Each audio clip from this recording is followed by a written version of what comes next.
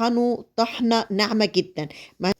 هنا بقى خلاص، بصوا بالطريقة دي نعمت خالص اهي. اما عملنا البصارة بوريه هنطشها على التقلية اللي احنا عملناها اللي هي البصل بالثوم بالطريقة دي. هنضيفها كلها شوية كمون، وهنحط الملح، واهم حاجة في النقطة اللي احنا قلناها هنحط معاها معلقة كبيرة نعناع جاف مطحون اهو. حطي كام عرق كده حلوين وفرميهم كويس وحطيهم. عندي بحط رشة كمان سمسم، انتي لو عايزة تحطي حطي، مش عايزة انتي حرة.